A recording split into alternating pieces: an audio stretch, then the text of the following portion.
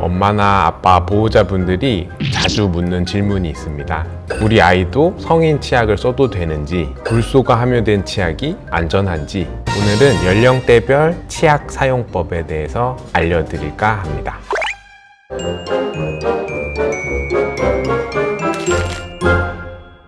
안녕하세요. 쉽디 쉬운 치과 이야기 치과의사 현정민입니다. 진료 중에 소아 환자를 많이 보게 되는데요. 보호자분들은 우리 아이한테 어떤 치약을 써야 되는지 많이 궁금해 하십니다. 오늘은 연령대별 불소 치약 사용법에 대해서 알려드릴까 합니다.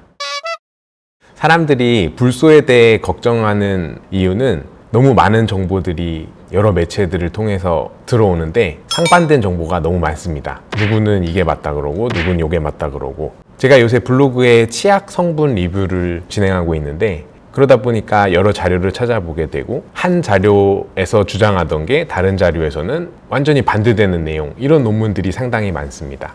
논문에도 근거 수준 피라미드라는 게 있어요. 예를 들어서 뉴스에 나와서 한 학자가 이러이런 물질은 동물 실험을 해보니 유해성이 입증되었습니다, 이렇게 말하는 동물 실험이나 전문가의 견해는 과학의학계에서는 아주 낮은 수준의 근거일 뿐입니다. 최상위의 그 신빙성을 보이는 연구 논문들이 있습니다. 이를 체계적인 문헌 고찰 메타 분석이라고 하는데, 오늘 제가 말씀드리는 내용은 미국이나 유럽, 호주, 캐나다 에서 발간된 최상위 근거의 논문을 바탕으로 하고 있습니다. 제 개인적인 견해가 아니기 때문에 정보를 의심하거나 걱정하실 필요가 없다고 생각합니다.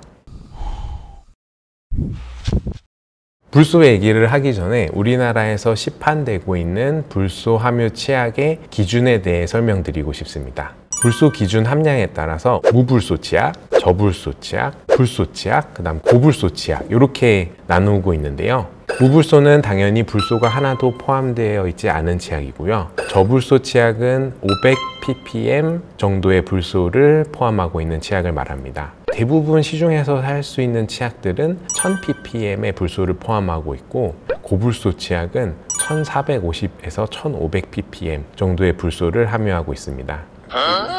미백 치약인가?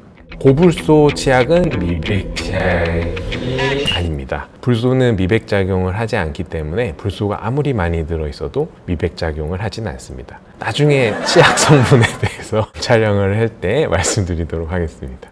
불소가 치아에 이로운가에 대해 먼저 말씀드리겠습니다. 결론부터 불소는 충치를 예방하는 효과가 있습니다. 불소 자체가 세균을 죽이거나 그런 것은 아니고요. 불소는 치아를 강화시켜주는 그런 역할을 하고요. 세균이 내뿜는 안 좋은 산들에 의해서 치아가 부식돼서 충치가 발생하는 것인데, 그 산에 저항할 수 있는 효과를 더 높여주는 기능을 합니다.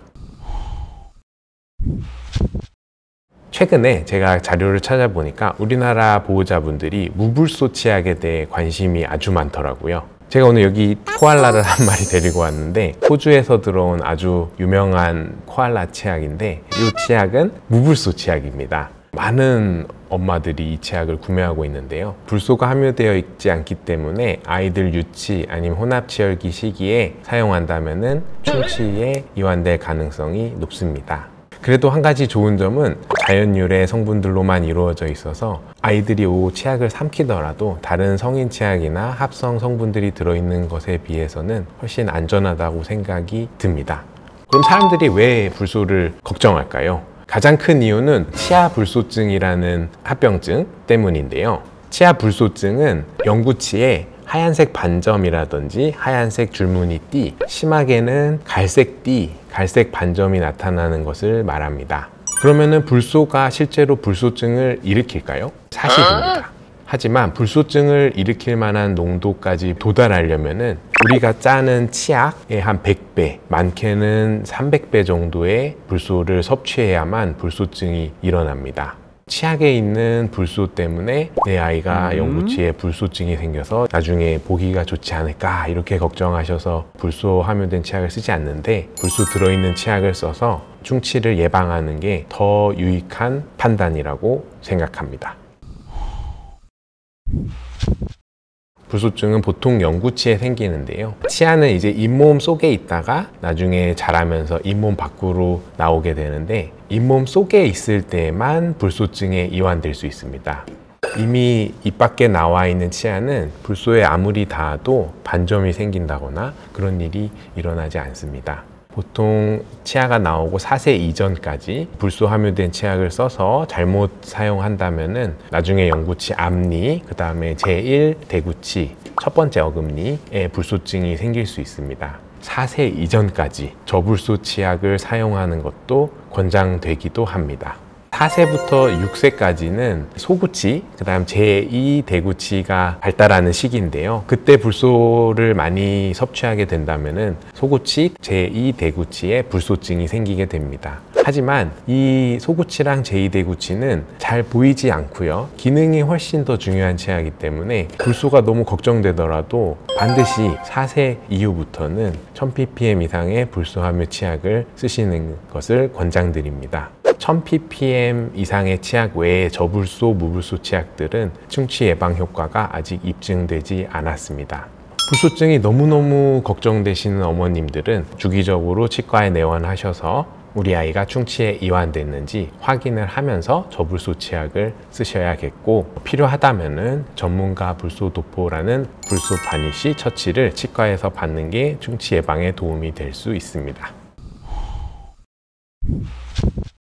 제가 처음에 설명드렸던 이 미국, 유럽, 호주 가이드라인을 보면은 연령대별 불소 치약 사용법에 대해서 명확하게 나와 있습니다. 치아가 이제 처음 맹출해서부터 치약을 쓰시면 되는데요. 맹출한 직후부터 2세까지 쌀알 크기만큼의 치약을 콕 짜서 펴바른 다음에 부드럽게 치아를 닦아주시면 되고요. 그리고 2세부터 6세까지는 완두콩 크기, 콩알 크기만큼 치약을 짜서 쓰시면 좋고요. 6세 이후부터는 브러쉬 크기만큼 쓰셔도 되고 절반 정도만 써도 저는 충분하다고 생각을 합니다. 치아를 닦는 횟수는 모든 연령대에서 사실 하루 2번을 권장하고 있기는 합니다. 아침에 한 번, 그 다음 자기 전에 한 번, 이 정도 닦으면은 충치를 예방하는 데 도움이 된다고 하고 있고요. 물론 3번 이상 닦으면 더 좋다고 생각은 합니다. 어찌됐든 그 불소가 불소증을 일으킬 수 있는 건 사실이기 때문에 7세 이전 아이들한테는 결국엔 불소도 중요하지만 이를 꼼꼼하게 잘 닦는 것이 더 중요하기 때문에 잘 닦는지, 그 다음에 삼키지 않는지 부모님이 옆에 붙어서 반드시 양치 지도를 해주셔야 합니다. 그래서 오늘은 연령대별 불소 치약 사용법에 대해서 말씀드렸습니다. 아이가 나중에 반점 없이 예쁜 것도 중요하지만 치아의 본질은 식사를 잘하는 것입니다. 충치에 이완되지 않고 건강한 치아를 가지려면 1000ppm 이상의 불소 치약을 치아가 나자마자 사용하셔서 우리 아이들 충치 예방에 효과를 꼭 얻으셨으면 좋겠습니다. 쉽디 쉬운 치과 이야기 치과의사 현정민이었습니다. 감사합니다.